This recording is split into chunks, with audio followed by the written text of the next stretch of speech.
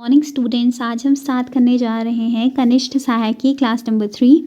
इससे पहले मैं 2 क्लासेस ऑलरेडी ले चुकी हूँ। उनमें हमने पहले के 60 क्वेश्चंस डिस्कस किए हैं। आज की क्लास में हम पूरे 100 क्वेश्चंस को ख़त्म कर लेंगे।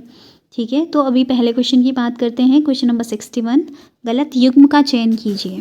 पहला है डॉक्टर हर्षवंती बिष्ट पद्म भूषण प्राप्त करता है या नहीं, आपको बताना है। दूसरे हैं सुखदेव पांडे, वो पद्मश्री प्राप्त करता है या नहीं। परिमार्जन नेगी अर्जुन पुरस्कार प्राप्त करता है या नहीं। दीप जोशी रेमन मैग्सेसे पुरस्कार प्राप्त करता है या नहीं।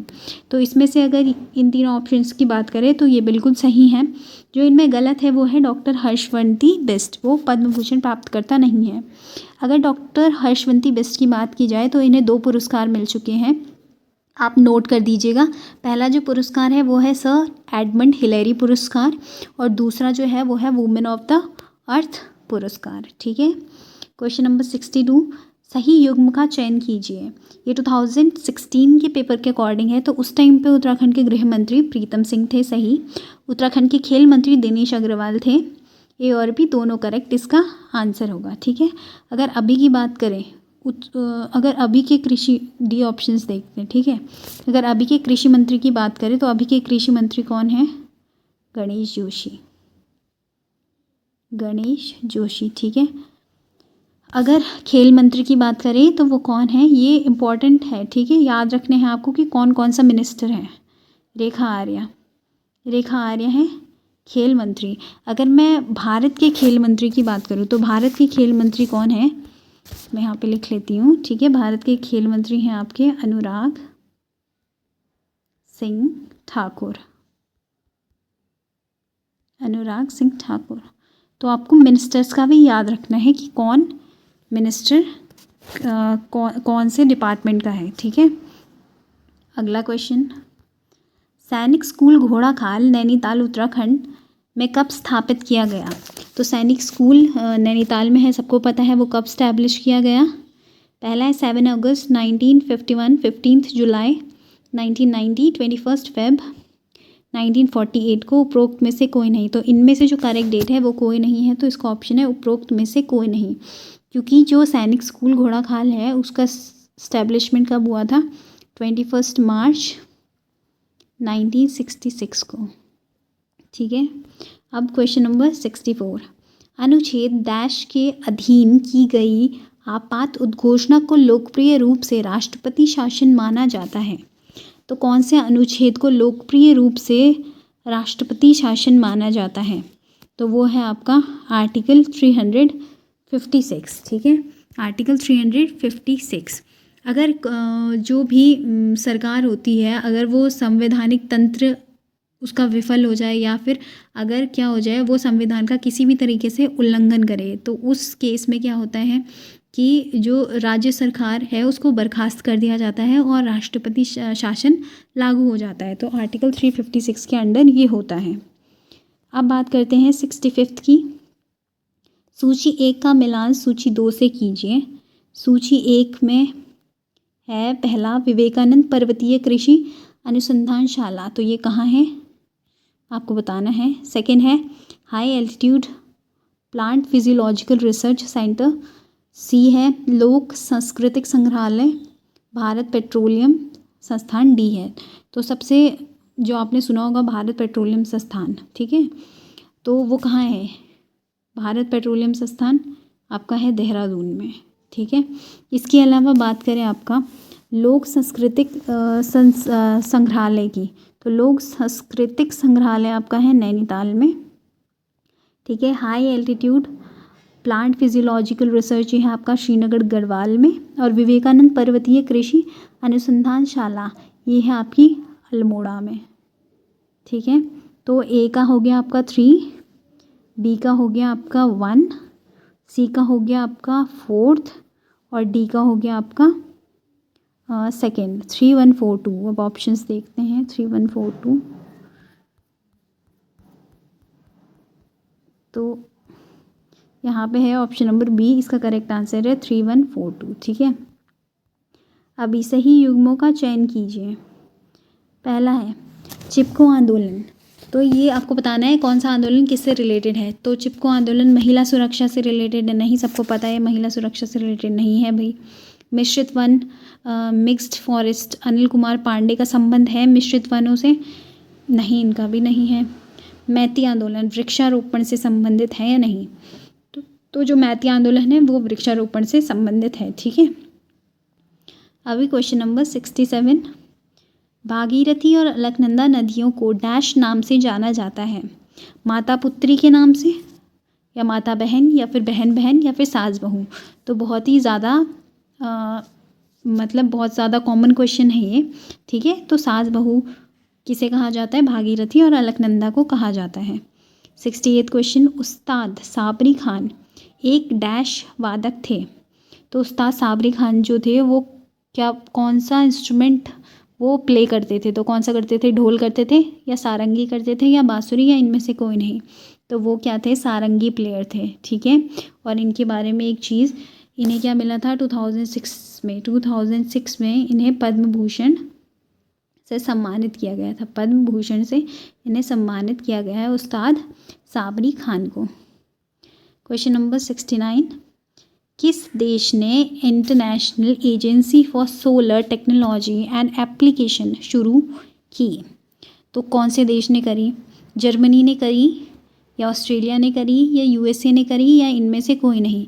तो इसका सही ऑप्शन है इनमें से कोई नहीं, क्योंकि international agency for solar technology जिसने शुरू करी वो कौन से देश थे, वो था भारत और इसके साथ फ्रांस। तो भारत और फ्रांस ने क्या करी, ये टेक्नोलॉजी शुरू करी, ठीक है।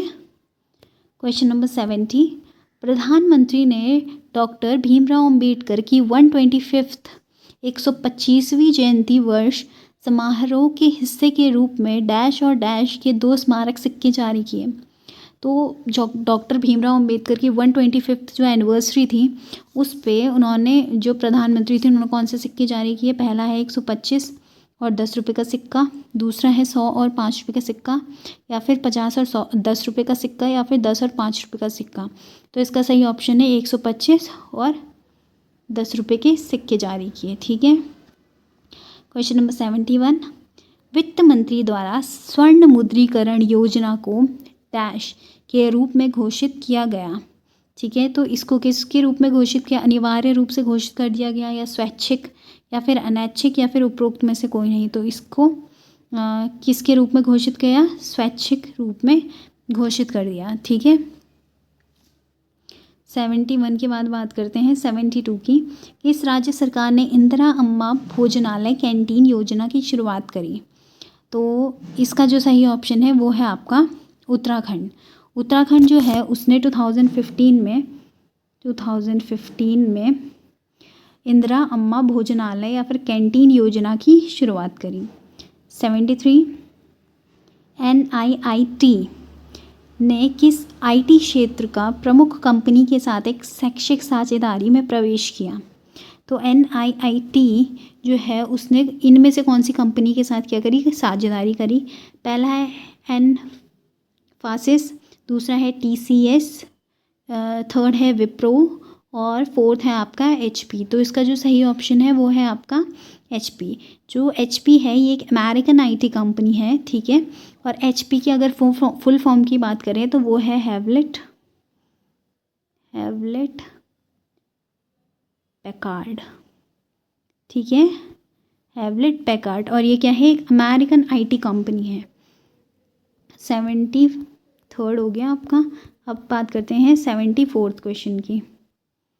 शिक्षा का अधिकार अधिनियम किया गया था, ठीक है। तो शिक्षा का अधिकार जो अधिनियम है वो कब लागू किया गया था, तो नहीं सॉरी किसके द्वारा लागू किया गया था। लागू तो कब किया गया था वो आपको पता होगा, 2000 कब लागू किया था, 2009 में लागू किया गया था। किसके द्वारा किया गया था, तो पहला लोकसभा द्वारा, नहीं विधानसभा द्वारा, भारत की संसद द्वारा लागू किया गया था, ठीक है।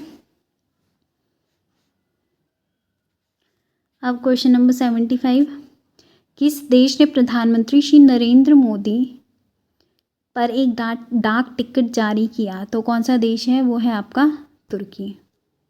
जिसने डाक टिकट जारी किया प्रधानमंत्री नरेंद्र मोदी को, ठीक है। 76 किस देश ने 8वां जूनियर एशिया हॉकी कप जीता? भारत, पाकिस्तान, मलेशिया या फिर सिंगापुर?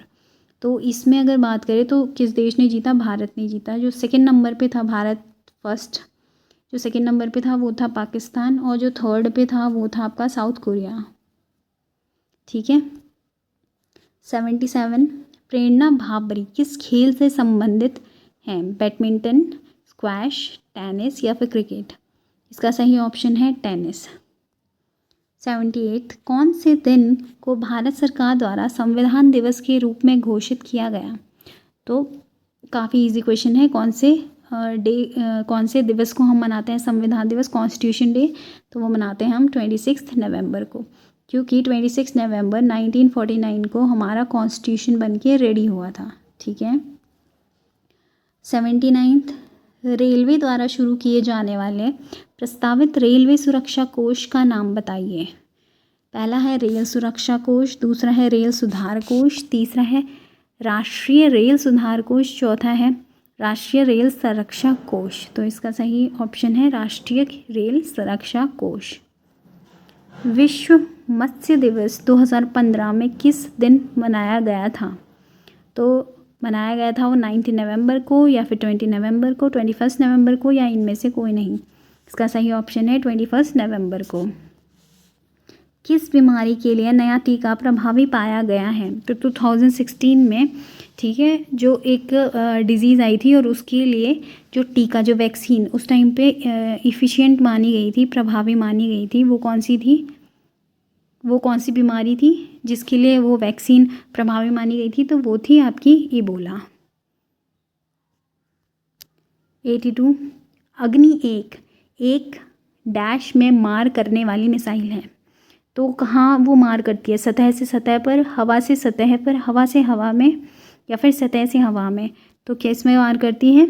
सतह से सतह में। और उसकी मारक क्षमता कितनी होती है? 700 किलोमीटर की मारक क्षमता के साथ वो सतह से सतह पर मार करती है, ठीक है। 83 की बात करें,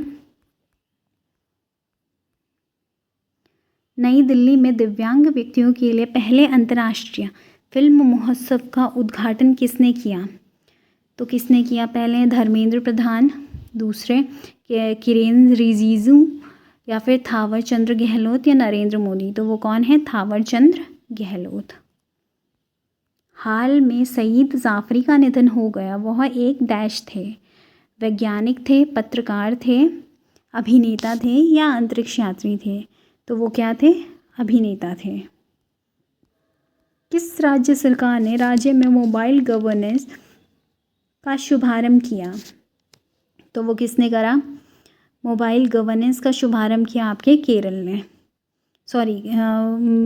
मोबाइल गवर्नेंस का शुभारंभ किसने किया? झारखंड ने, ठीक है। झारखंड ने कौन सी डेट को? 17 नवंबर और 2015 में, ठीक है। तो मतलब 2016 का क्वेश्चन पेपर अगर आप देखें तो काफ़ी सारे करंट अफेयर्स भी देखने को मिल रहे हैं, और ऑब्वियस सी बात है हर पेपर में ही आपको करंट अफेयर्स देखने को मिलेंगे, तो करंट अफेयर्स पे भी ध्यान देने की ज़रूरत है, ठीक है। 86 ब्राज़ील ग्रैंड प्रिक्स किसने जीता? ऑप्शंस है माइकल शूमाकर, निको रोजबर्ग, लुइस हैमिल्टन, इनमें से कोई नहीं। तो ब्राज़ील ग्रैंड प्रिक्स जीता था आपका लुइस हैमिल्टन ने। फिर है 87 पेटा द्वारा पर्सन ऑफ द ईयर सम्मान के लिए कौन चयनित किया गया? ठीक है, तो पेटा की अगर बात करें, पेटा PETA, पेटा, तो इसका फुल फॉर्म क्या होता है? People for the ethical treatments of animals. ठीक है, जानवरों के ऊपर अगर आप कोई भी, चाहे उनका प्रोटेक्शन का काम करते हो, चाहे एनिमल के अडॉप्शन का काम करते हो, या फिर एनिमल के फेवर में कुछ भी अगर आप काम करते हो, तो उसे क्या पेटा से सम्मानित किया जाता है। ठीक है, तो ये आपको दे रखा है। आपका पहला है रेखा, दूसरा है कपिल शर्मा, तीसरे हैं अमिताभ बच्चन और चौथे हैं प्रियंका चोपड़ा। तो इनमें से किसको सम्मानित किया गया था उस टाइम पे? 2015 में किया गया था। और किसे किया गया था? वो किया गया था आपका कपिल शर्मा को। ठीक है, कपिल शर्मा के अलावा जो अवार्ड मिल चुका है, ये आलिया भट्ट को भी मिल चुका है 2021 में, आलिया भट्ट को मिल चुका है। अगर 2019 की बात करें, विराट कोहली को मिल चुका है। 2017 में अनुष्का को मिल चुका है। इसके अलावा सोनाक्षी सिन्हा को मिल चुका है। रितेश देशमुख को मिल चुका है। ठीक है, उन्हें वो वीगन है ना रितेश देशमुख, तो इसलिए उनको ये अवार्ड मिला था। ठीक है, तो अगर एनिमल के रिगार्डिंग कोई भी वर्क परफॉर्म करते हैं तो उनको क्या अवार्ड से सम्मानित किया जाता है, वो है आपका पेटा।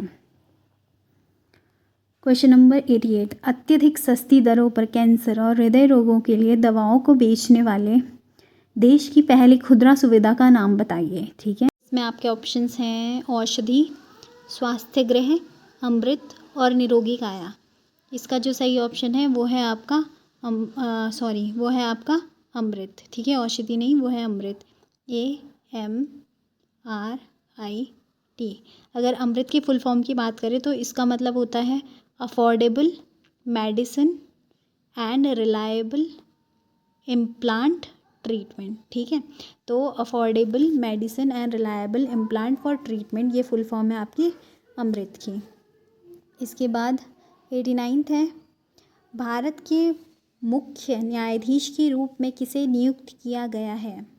तो ये 2016 के अकॉर्डिंग आपके ऑप्शंस हैं न्यायमूर्ति PV राव, सेकेंड है न्यायमूर्ति RT राव, न्यायमूर्ति V सुब्रमण्यम, न्यायमूर्ति तीरथ सिंह ठाकुर। तो इसका जो सही ऑप्शन है वो है आपके न्यायमूर्ति तीरथ सिंह ठाकुर। अगर प्रेजेंट की बात की जाए तो जो मुख्य न्यायाधीश हैं वो कौन है, धनंजय। ठीक है, वाई से आप याद रखना क्या, यशवंत और चंद्रचूड़, तो ये याद रखना। ठीक है, अभी क्वेश्चन नंबर 90, हाल ही में टाटा स्टील ने किस राज्य में अपने एकीकृत इस्पात संयंत्र की स्थापना की। तो वो कौन से राज्य में करी, आपके उड़ीसा में। 91, 7वें वेतन आयोग की अध्यक्षता किसने की, सुहासिनी शर्मा, US नायर, कार्तिक नारायण, अशोक कुमार माथुर। इसका जो सही ऑप्शन है वो है आपका अशोक कुमार माथुर। अब तक जो आ चुके हैं वो कितने आ चुके हैं, सिर्फ 7 ही वेतन आयोग आए हैं। जो 7वां और अभी तक का लास्ट जो है वो है आपका कब आया था, जो 18 फेब आया था और ईयर 2014 में आया था। ठीक है, 2014। अब बात करते हैं 92 क्वेश्चन की। 92, वास्तविक राष्ट्रीय आय में वृद्धि होती है जब, पहला, आवश्यक वस्तुओं की कीमतें बढ़ जाती हैं, अर्थव्यवस्था में कुल उत्पादन बढ़ जाता है, पेट्रोलियम की कीमतें बढ़ जाती हैं, नहीं, उपरोक्त में से कोई नहीं। ठीक है, तो आवश्यक वस्तुओं की कीमतें बढ़ जाती है तब भी नहीं होता है, कब होता है, जब अर्थव्यवस्था का कुल उत्पादन दर बढ़ जाता है, तब वास्तविक राष्ट्रीय आय में वृद्धि होती है। 93, राष्ट्रीय खाद्य सुरक्षा मिशन में निम्न में से फसलों के उत्पादन में वृद्धि का लक्ष्य निहित है। राष्ट्रीय खाद्य सुरक्षा मिशन के अंतर्गत कौन सी फसलों के उत्पादन में वृद्धि का लक्ष्य निहित था, बाजरा में था, गेहूं में था, दालों में था, या फिर गेहूं और दालों दोनों में था। तो इसका सही ऑप्शन है गेहूं और दालें दोनों, मतलब B और C। वर्ष 2011 में उत्तराखंड में शिशु मृत्यु दर थी, 83% थी, 60% थी, 29% थी, या इनमें से कोई नहीं, क्योंकि जो एक्चुअल थी वो कितनी थी, 30% थी। 95, शैक्षिक तकनीक तृतीय को किस और नाम से जाना जाता है, प्रणाली विश्लेषण, हार्डवेयर उपागम, मोबाइल उपागम, इनमें से कोई नहीं, तो उसको जाना जाता है प्रणाली विश्लेषण के नाम से, जिसको हम क्या कह सकते हैं, प्रणाली विश्लेषण की अगर बात करें उसे इंग्लिश में क्या कहा जाता है, सिस्टम एनालिसिस। ठीक है। 96, नालंदा विश्वविद्यालय में रत्न सागर क्या था, जो नालंदा विश्वविद्यालय था बिहार में, ठीक है, उसमें जो रत्न सागर नाम दिया गया था वो किसे दिया गया था, पुस्तकालय था वो, अध्यापक का नाम था, छात्रावास का नाम था, या विषय का नाम था, तो वो किसका नाम था, पुस्तकालय का। 97, पूना समझौता पैक्ट पर निम्न में से गांधी जी के साथ किसने हस्ताक्षर किए थे, SN राय ने किए थे, नहीं, जवाहरलाल नेहरू ने किए थे, नहीं, मोहम्मद अली जिन्ना ने किए थे, नहीं, तो इनमें से कोई नहीं हो, किसी ने नहीं किए थे। ठीक है, जो पूना पैक्ट हुआ था वो BR अम्बेडकर और गांधी जी के मध्य में हुआ था। ठीक है, बात करते हैं 98 की।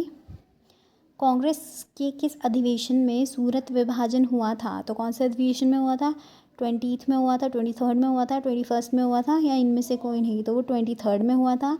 इसके बाद जो थे वो दो दलों में विभाजित हो गए थे लोग। कौन से हो गए थे? एक उग्रवादी हो गए थे, एक उदारवादी हो गए थे। ठीक है, अब 99 की बात करते हैं। गीत गोविंद किसके द्वारा रची गई? सूरदास के द्वारा नहीं, तुलसीदास ने रची नहीं, कालिदास ने रची नहीं, तो बचे जयदेव। जयदेव ने गीत गोविंद की रचना करी। ठीक है, 100th क्वेश्चन, कैलाश मंदिर स्थित है। देखो कैलाश मंदिर पे ना एक क्वेश्चन मैंने हिस्ट्री की जो क्लासेस चल रही हैं उनमें भी करवाया है। कैलाश मंदिर के बारे में मैंने अच्छे से एक्सप्लेन किया है कि 2 कैलाश मंदिर है, एक कांची में है और एक एलोरा में है। तो यहाँ पे आपको ऑप्शंस दिया गया है एलोरा। ठीक है, अब मैंने जो वो वीडियो बनाई है उसे अगर आपने ध्यान से देखा होगा तो आपको पता होगा कि एलोरा का जो कैलाश मंदिर है वो किसने बनवाया है, और दूसरा जो कैलाश मंदिर है वो कहाँ है? कांची में है। तो कांची का कैलाश मंदिर किसने बनवाया है? आप इन दोनों मंदिरों को जिसने बनवाया है उनके नेम कमेंट सेक्शन में मेंशन करिए। ठीक है, तो ये था आज का लास्ट क्वेश्चन, और अगली क्लास में मैं 2019 का कनिष्ठ सहायक का पेपर डिस्कस करूँगी, तो प्लीज़ वो क्लास को ज़रूर ज्वाइन करिए, और बाकी जो इंडिया जो जीके की हैं वो क्लासेस भी देखते रहिए। तब तक के लिए bye and good luck for your exams. Thank you.